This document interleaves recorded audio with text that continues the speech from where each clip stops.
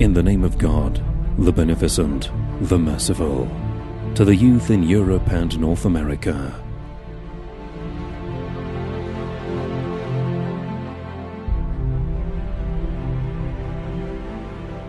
The recent events in France and similar ones in some other Western countries have convinced me to directly talk to you about them.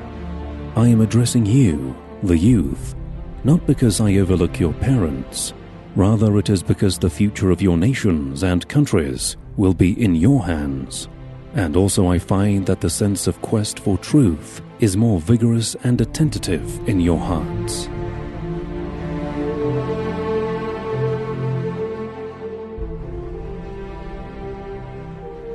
I don't address your politicians and statesmen either in this writing, because I believe that they have consciously separated the root of politics from the path of righteousness and truth.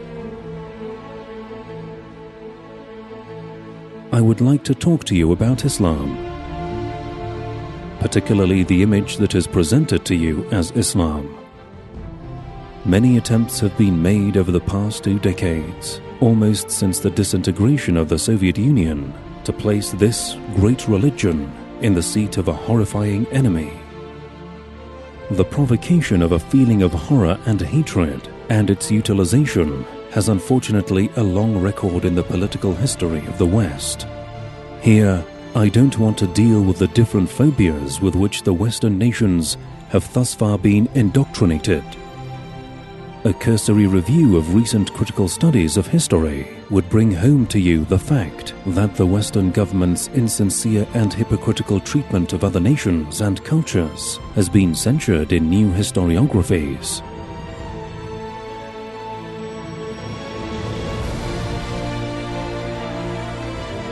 The histories of the United States and Europe are ashamed of slavery, embarrassed by the colonial period, and chagrined at the oppression of people of color and non-Christians.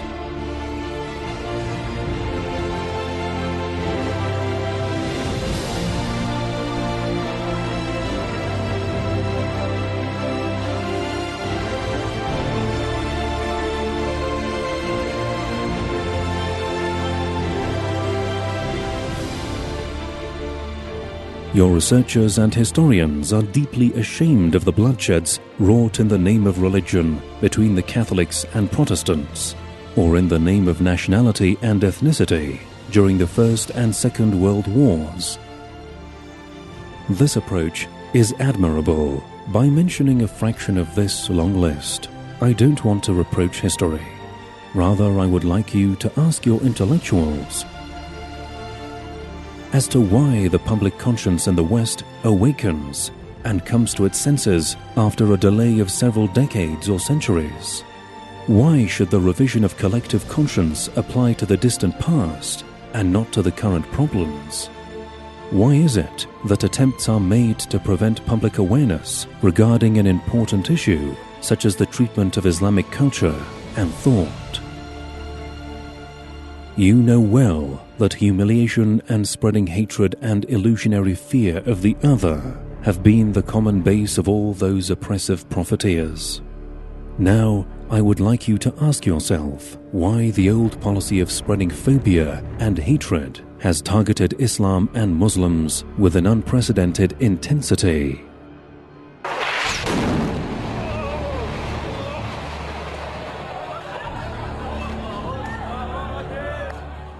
Why does the power structure in the world want Islamic thought to be marginalized and remain latent? What concepts and values in Islam disturb the programs of the superpowers, and what interests are safeguarded in the shadow of distorting the image of Islam? Hence, my first request is study and research the incentives behind this widespread tarnishing of the image of Islam. Ça, qu'est-ce que c'est? Michael Jackson?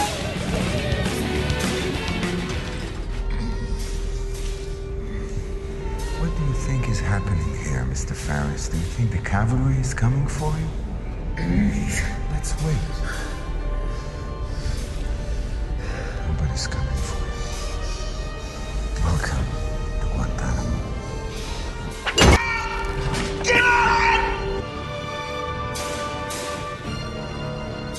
My second request is that in reaction to the flood of prejudgments and disinformation campaigns, try to gain a direct and first-hand knowledge of this religion.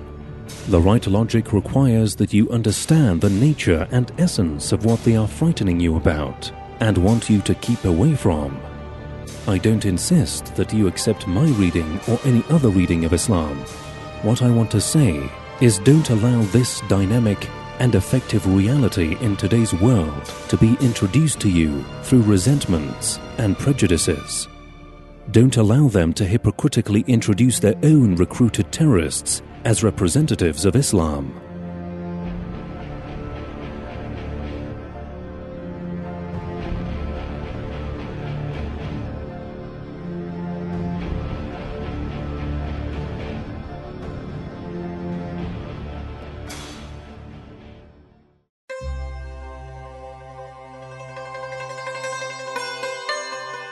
Receive knowledge of Islam from its primary and original sources. Gain information about Islam through the Quran and the life of its great prophet. I would like to ask you whether you have directly read the Quran of the Muslims. Have you studied the teachings of the Prophet of Islam and his humane ethical doctrines? Have you ever received the message of Islam from any sources other than the media?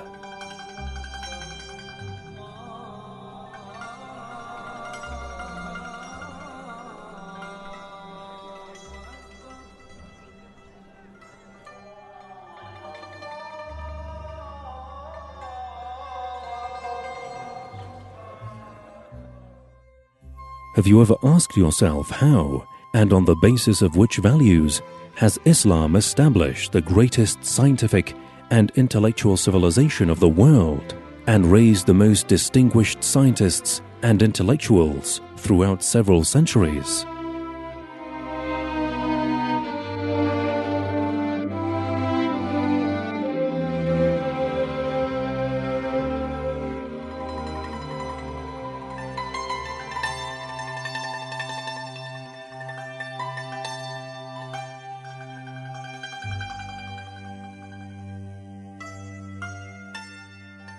I would like you not to allow the derogatory and offensive image buildings to create an emotional gulf between you and the reality, taking away the possibility of an impartial judgment from you.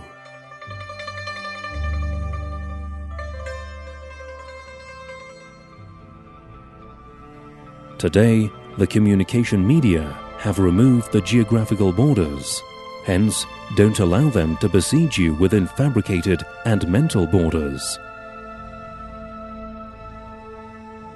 Although no one can individually fill the created gaps, each one of you can construct a bridge of thought and fairness over the gaps to illuminate yourself and your surrounding environment. While this pre-planned challenge between Islam and you, the youth, is undesirable, it can raise new questions in your curious and inquiring minds. Attempts to find answers to these questions will provide you with an appropriate opportunity to discover new truths. Therefore, don't miss the opportunity to gain proper, correct, and unbiased understanding of Islam, so that hopefully, due to your sense of responsibility towards the truth, future generations would write the history of this current interaction between Islam and the West with a clearer conscience and lesser resentment.